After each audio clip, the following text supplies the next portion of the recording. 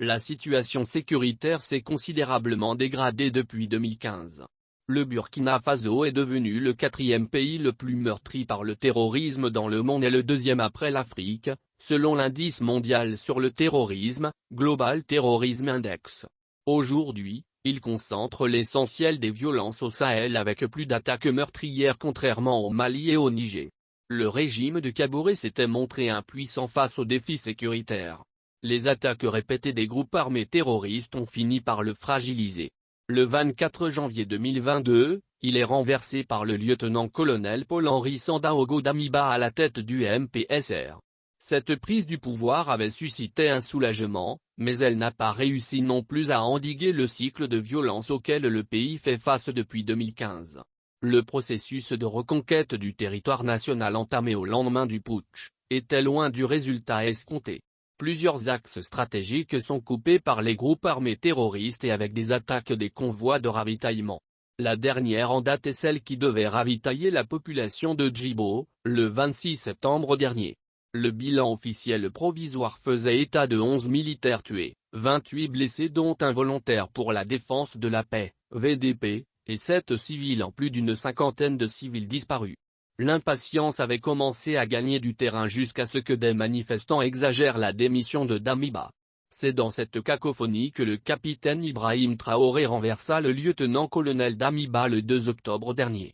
Si la prise du pouvoir par les militaires avait suscité un espoir, très vite les nouveaux dirigeants ont fait face à la réalité du pouvoir. L'impatience a commencé à se faire sentir au sein de l'opinion publique. La capacité du MPSR dirigé par Damiba à faire face au terrorisme a été remise en cause après l'attaque meurtrière de Setanga qui a fait 8 morts. Quelques jours auparavant, le poste avancé du détachement de gendarmerie de la même localité avait subi une attaque quelques jours avant faisant plus d'une dizaine de victimes militaires, ce qui a obligé le détachement à se replier. Au regard de la situation sécuritaire, Damiba était loin de répondre aux aspirations de la population. Le nombre de déplacés internes ne cesse d'accroître dans le pays. Depuis l'arrivée de Damiba à la tête du Burkina Faso, le dispositif sécuritaire avait connu un changement. Une série de décisions sécuritaires importantes a été prise pour la sécurisation du pays. On note la création de 2 zones d'intérêt militaire dans les régions les plus touchées par le nord du pays et une réorganisation au sein des VDP qui deviennent la Brigade de veille de défense patriotique, BVDP, placée sous la tutelle du ministère de la Défense nationale en juin 2022. Ces zones d'intérêt militaire couvrent les régions de l'Est et du Sahel qui sont les principales zones les plus touchées par les violences djihadistes. Des opérations d'envergure s'annoncent et toute présence ou activité humanitaire est interdite au risque de s'exposer à des opérations militaires.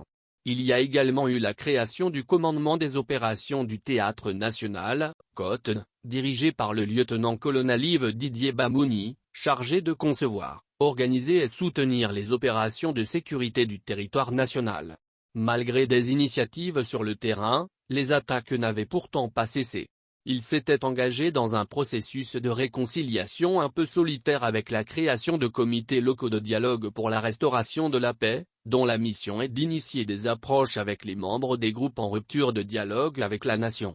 Depuis plus d'une dizaine d'années, l'armée burkinabé est malade. Le pays n'a pas su réformer le secteur de la sécurité après la dissolution du régiment de la sécurité présidentielle, RSP, suite au coup d'État du général Gilbert Diendéré contre les autorités de la transition en septembre 2015. Cette unité qui a été pendant près de 20 ans au cœur du dispositif sécuritaire du régime de Compaoré, était une véritable armée dans l'armée. Ce régiment disposait de beaucoup plus de moyens et de privilèges que les autres corps militaires. Cela avait créé des frustrations au sein de l'armée. Sa dissolution a donc affaibli les capacités de l'armée burkinabé par la suite. Au cours du règne de Kaboré, il y a eu une méfiance du politique vis-à-vis de l'armée. L'attaque d'Inata a été révélatrice de ce grand malaise au sein des forces de défense et de sécurité. En septembre 2021, cette position tenue par l'armée est attaquée par les groupes terroristes affiliés à Al-Qaïda. Le bilan officiel fait état de 53 morts. Il y avait des problèmes d'approvisionnement, le manque de munitions et la rotation des troupes qui prennent du temps indiquent le type de dysfonctionnement.